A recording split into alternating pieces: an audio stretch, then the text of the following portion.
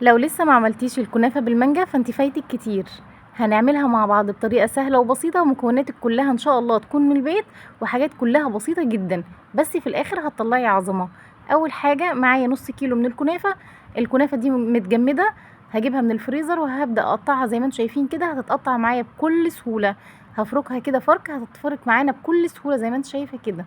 انا كده خلصت النص كيلو كله. هبتدي انزل بمعلقتين كبار من السكر البودرة، وهنزل عليهم بكوبايه من السمنه على زبده. عايزه تعملي سمنه بس مفيش مشكله، عايزه تعملي زبده بس دي ليكي مطلق الحريه فيها. هقلب بقى الكلام ده كله كده مع بعض، وزي ما انتم شايفين هدخل السكر والسمنه كويس قوي في الكنافه. شايفين كل الكنافه بتاعتي اتشربت بالسمنه او الزبده. هبتدي بقى احط نص الكميه في البايركس بتاعنا او في القالب بتاعنا، وهضغط عليها كده بالراحه لحد لما اوزع الكنافه بالشكل اللي انتوا شايفينه ده، واحس ان مفيش اي حاجه خالص عاليه عن التانية زي ما انتوا شايفين كده.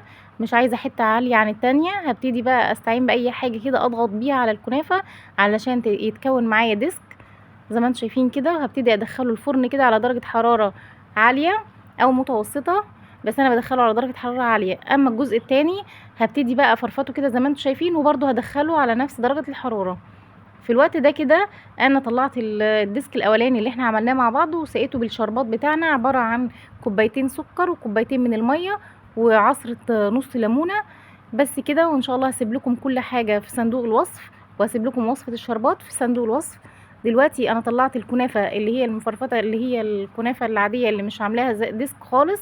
هسيبها تبرد بعكس الديسك التاني. هسيبها تبرد كده وهنزل عليها الشربات بارد وهي كمان بارده.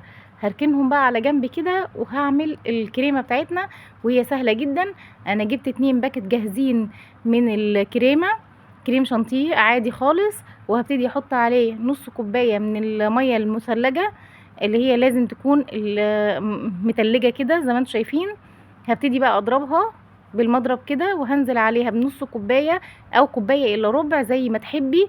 انت لو عايزه النكهه قويه هتزودي مانجا، بس انا هنا زودت بيوريه مانجا حوالي كوبايه الا ربع زي ما انتم شايفين كده.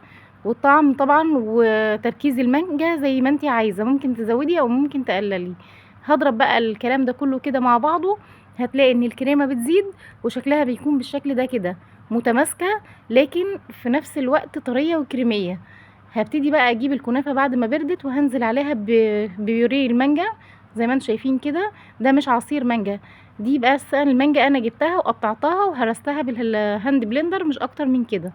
هنزل على طبقه الكنافه كده بنص كوبايه من بيوريه المانجا، وهنزل على بيوريه المانجا كمان بكريمه المانجا اللي احنا عملناها مع بعض من شويه زي ما انتم شايفين كده. هبتدي افرد فيها فرد عادي خالص عشوائي، مش ضروري يكون منظم. نبتدي انزل بمكعبات المانجا معانا زي ما انتم شايفين كده. ممكن تكتفي جدا بالطبقه دي وهتبقى حلوه جدا، هتدخليها التلاجة وهتقطعي منها هتبقى ممتازه جدا. لكن انا حبيت ان انا اعمل طبقه كمان. هجيب بقى الكنافه اللي انا حمصتها اللي هي مش ديسك، اللي هي مفرفطه كده زي ما انتم شايفين، وهبتدي انزل على المانجا والكريمه اللي انا عملتها بكمان طبقه كمان من الكنافه كده زي ما انتم شايفين كده. هوزعها توزيع كويس كده وهبطط عليها بالراحه كده، وهنزل بنفس الطبقات اللي هي الكريمه وبعدين المانجا زي ما انتم شايفين كده. اللي هفرد بقى الطبقه ديت بشكل كويس شويه، وهبتدي انزل عليها بمكعبات المانجا اللي معانا كده. وزي ما انتم شايفين كده الموضوع بسيط خالص وسهل وسريع، وما خدش مننا تقريبا 10 دقايق. شايفين في منتهى الجمال بجد.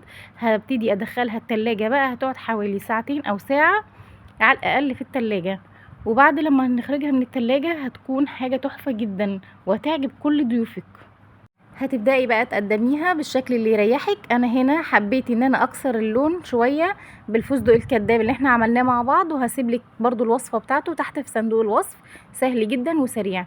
هي كده جاهزة معانا، ما عملتش فيها حاجة زيادة لكن تحفة بجد. صدقيني في منتهى الجمال. لكن انا استعجلت عليها شوية ورحت قطعتها كده زي ما انتم شايفين. ما صبرتش لنا ولا ولادي بصراحة. بجد حلوة قوي، وبجد مش هتصبري، مش هتسيبيها حتى في التلاجة حتى ساعة من جمالها. صدقيني بجد حاجة في منتهى الجمال. جربيها وان شاء الله هتعجبك. يا ريت بقى ما تنسيش الاشتراك في القناة واللايك والشير.